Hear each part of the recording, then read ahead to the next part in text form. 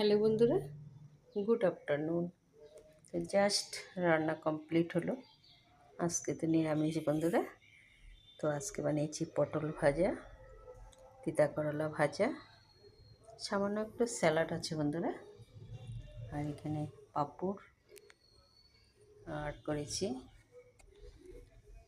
পটল দিয়ে আলু দিয়ে সোয়াবিন দিয়ে একটা ঝোল করেছি। আর এখানে করেছি মটরের ডাল, তিতা করলা দিয়ে করেছি।